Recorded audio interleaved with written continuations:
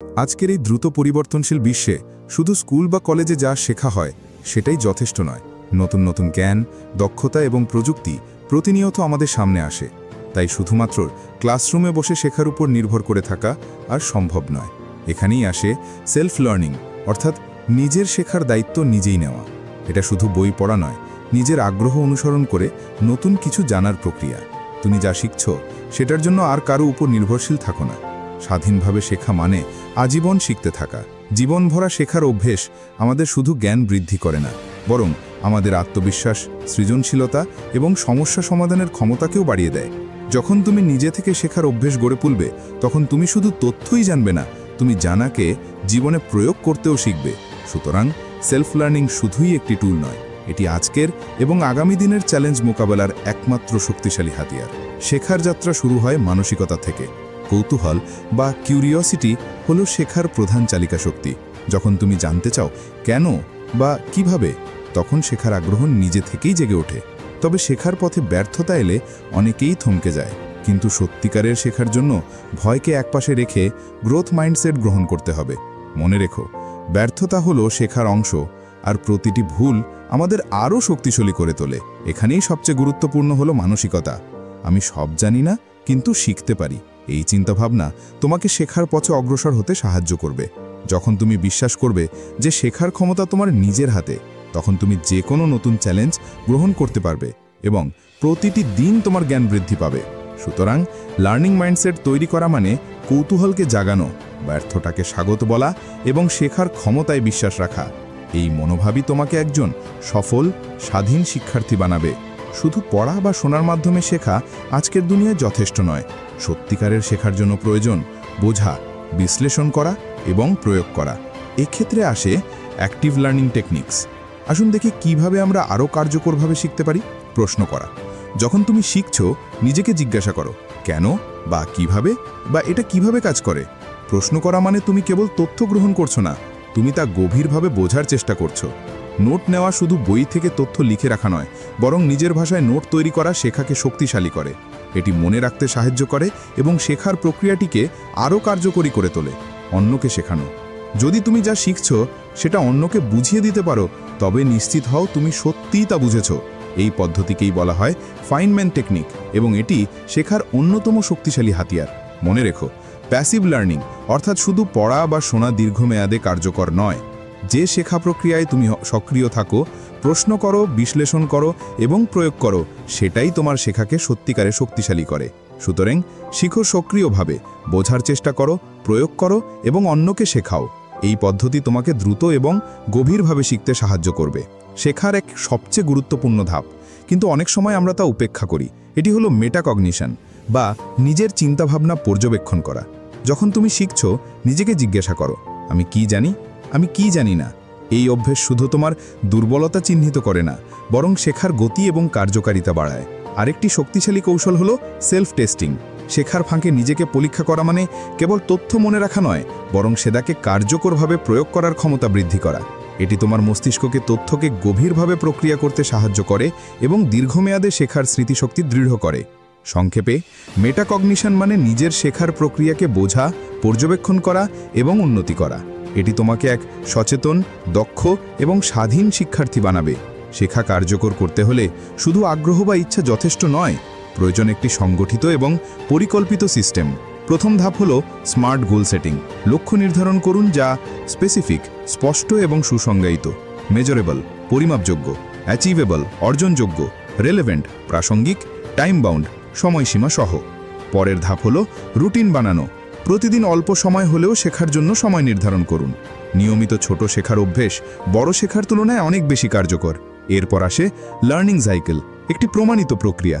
পড়া, নতুন তথ্য গ্রহণ করা, বোঝা, তথ্যের মূল ধারণা বুঝতে চেষ্টা করা, নোট নেওয়া, নিজের ভাষায় সংক্ষেপ করা, প্র্যাকটিস, শেখা বিষয়ে প্রয়োগ করা, পুনরায় রিভিউ, শেখা বিষয়ে পুনর্বিবেচনা করা। এই সিস্টেম অনুসরণ করলে শেখার প্রক্রিয়া শুধু ধারাবাহিক হয় না, বরং আরও গভীর, স্থায়ী এবং কার্যকর হয়। সুতরাং একটি সুসংগঠিত শেখার সিস্টেম তোমাকে শুধু তথ্য জানাতে নয়, তা কার্যকরভাবে আয়ত্ত করতে সাহায্য করবে। আজকের ডিজিটাল যুগে তথ্যের প্রবাহ অবিরাম, কিন্তু সব তথ্য গ্রহণ করা মানে শেখার গতি ধীর হয়ে যাওয়া। তাই সবচেয়ে গুরুত্বপূর্ণ হলো দরকারি তথ্য ফিল্টার করা। শুধু প্রচুর তথ্য পড়া নয়, বরং কোয়ালিটি রিসোর্সেস নির্বাচন করা জরুরি। এটি হতে পারে বই, কোর্স, গবেষণা বা অন্যান্য নির্ভরযোগ্য উৎস। সঠিক উৎস থেকে শেখা মানে সময়ের সঠিক ব্যবহার এবং গভীর বোঝাপড়া। আরেকটি সাধারণ ভুল হলো শ্যালো ব্রাউজিং, কেবল স্ক্রল করা, সারসংক্ষেপ পড়া বা হালকা তথ্য গ্রহণ করা। এর বদলে গভীর পড়াশোনা করা প্রয়োজন। তথ্যকে বিশ্লেষণ করা, নিজের ভাষায় নোট নেওয়া এবং প্রয়োগযোগ্য অংশ আলাদা করা শেখাকে আরও কার্যকর করে।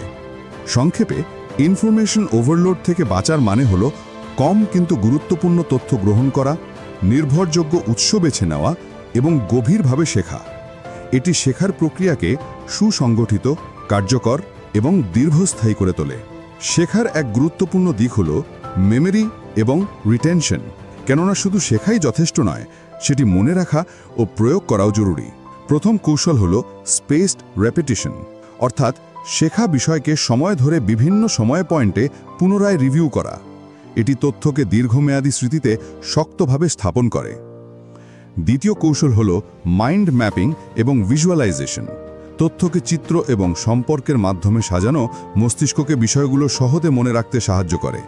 যখন তুমি বিষয়গুলোর মধ্যে সংযোগ দেখতে পাও, তখন তা মনে রাখা অনেক সহজ হয়ে যায়। আর সবচেয়ে শক্তিশালী কৌশল হল অন্যকে শেখানো। যদি তুমি যা শিখছো তা অন্যকে বোঝাতে পারো, তাহলে নিশ্চিত হও যে তুমি বিষয়টি গভীরভাবে বুঝেছ। এটি শুধু মেমোরি বাড়ায় না, শেখার প্রক্রিয়াকেও শক্তিশালী হবে।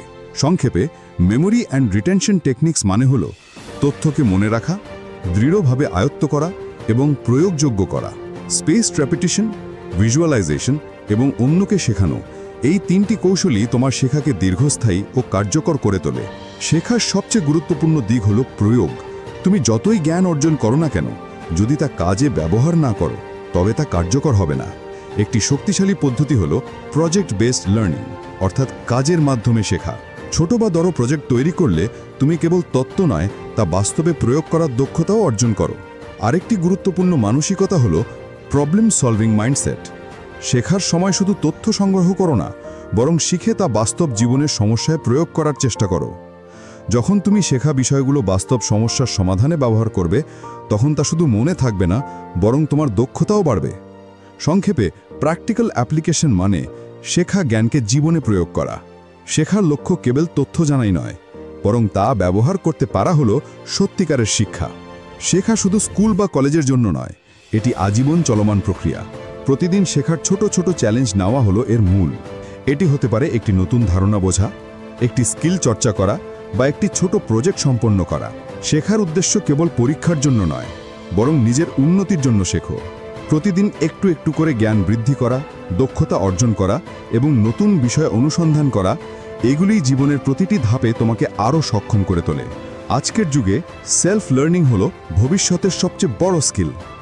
যখন তুমি নিজের শেখার দায়িত্ব নিজে নেবে, নিজে থেকে নতুন কিছু জানার চেষ্টা করবে, তখন তুমি শুধু তথ্য জানবে না, নিজের দক্ষতা, সৃজনশীলতা এবং সমস্যা সমাধানের ক্ষমতাও বৃদ্ধি করবে। সংক্ষেপে, লাইফ লং লার্নিং হ্যাবিট মানে আজীবন শেখার মানসিকতা তৈরি করা, প্রতিদিনের ছোট চ্যালেঞ্জের মাধ্যমে নিজেকে উন্নত করা এবং নিজের শেখার দায়িত্ব নিজেই নেওয়া। আজ আমরা শিখলাম, শেখার ক্ষমতা শুধু পড়ার মধ্যে সীমাবদ্ধ নয়।